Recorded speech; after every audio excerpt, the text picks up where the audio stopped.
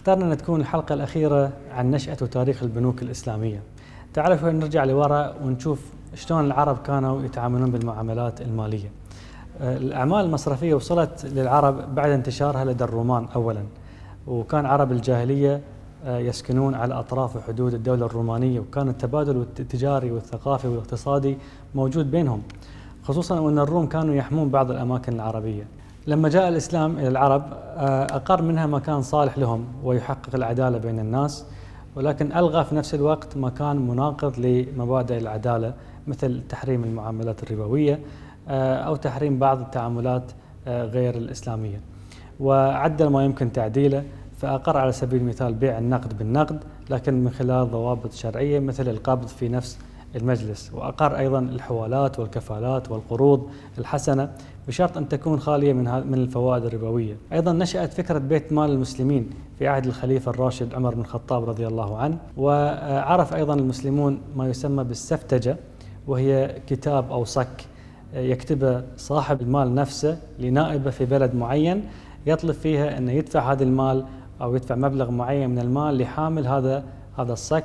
وهناك أمثلة كثيرة جدا موجودة على وجود هذه الممارسات. كنظرة مختصرة لتطور البنوك الإسلامية، نجد أنها مرت بمراحل متعددة.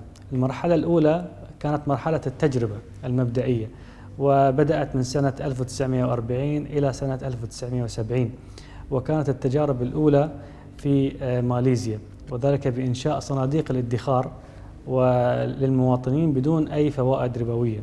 بعدين انتقلت فكرة اعتماد صيغ تمويل إسلامية إلى دولة باكستان في 1950، وكانت التجربة الأولى للمصرف الإسلامي الفعلي في مدينة ميت غمر بصعيد مصر في 1963 ميلادية، حيث تأسس هناك بنك ادخار محلي للعمل بأسس تتفق مع الشريعة الإسلامية، وكان ذلك من خلال إنشاء وحدات مصرفية في كل قرية أو حي عشان يجمع مدخرات الناس تحت إشراف المؤسسة المصرفية العامة للادخار، وكانوا يوظفون هذه الفلوس في خدمة احتياجات الناس أو المزارعين في هذه المناطق.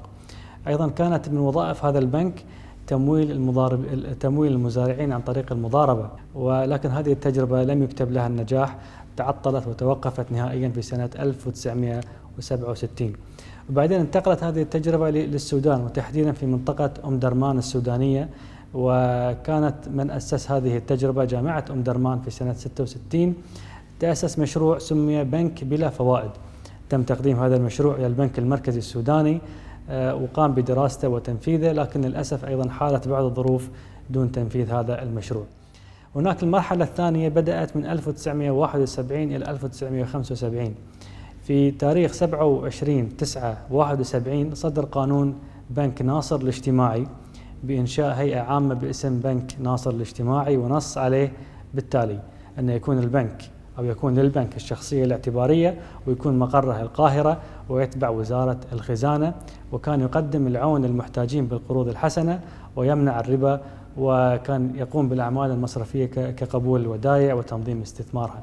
في سنة 75 أنشئ البنك الإسلامي للتنمية الدولية في مدينة جدة بالمملكة العربية السعودية، وكان هذا البنك مؤسسة تمويل دولية، وتم فتح باب المشاركة فيه لجميع الدول الإسلامية، شاركت فيه العديد من الدول، واعتمد الدينار الإسلامي كوحدة نقدية، وكان من أهداف هذا البنك المساعدة على تنمية التجارة الخارجية بين الدول الأعضاء، والمشاركة أيضا في رؤوس أموال المشروعات والمؤسسات الإنتاجية في الدول، ومنح قروض لتمويل المشروعات والبرامج الإنتاجية في القطاعين العام والخاص. وأيضا كان يقبل الودائع ولغرض اجتذاب الأموال بأي وسيلة أخرى من الوسائل اللي ما تتعارض مع الشريعة الإسلامية، وكان يستثمر الأرصدة اللي ما يحتاج لها البنك عن طريق الطرق الإسلامية المختلفة اللي تمتاز بكثرة أو وفرة العوائد وقلة التكاليف. وأيضا كان يوفر وسائل للتدريب للمشتغلين في التنمية بالدول الأعضاء. المرحلة الثالثة هي مرحلة نشأة البنوك الإسلامية الفعلية من سنة 1975 إلى 1979.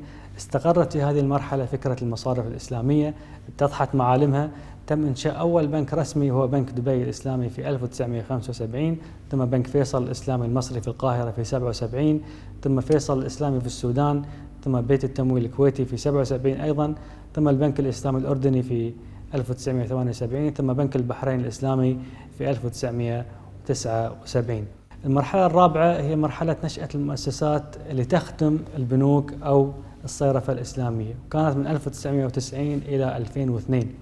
في هذه المرحلة أنشئت المؤسسات الخادمة للبنوك الإسلامية، منها هيئة المحاسبة والمراجعة للمؤسسات المالية الإسلامية الأوفي في 1990 أنشئت في البحرين، وبعدها ب10 سنوات أنشئت الوكالة الإسلامية الدولية للتصنيف اللي هي الإيرا في سنة 2000، وأنشئ كذلك المجلس العام للبنوك الإسلامية أيضا في البحرين في سنة 2001 السبافي، وأنشئت أيضا السوق المالية الإسلامية IIFM في البحرين أيضا في 2002، وأنشئ أيضا مجلس الخدمات المالية الإسلامية في نفس العام في 2002 لكن في ماليزيا.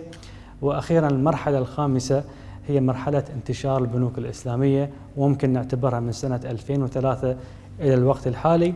انتشرت البنوك الإسلامية انتشار سريع، بدأت كل الدول تقريبا باستقطاب ومنح التراخيص لهذه البنوك وتسهيل التعامل من خلالها. وصلت الآن تقريبا إلى 565 مصرف عامل في الوطن العربي فقط، وحجم موجودات هذه المصارف الإسلامية حوالي 9.3 تريليون دولار. يمكن نشهد في القريب العاجل ظهور مرحلة سادسة من تاريخ نشأة البنوك الإسلامية، وهي البنوك الإسلامية الرقمية.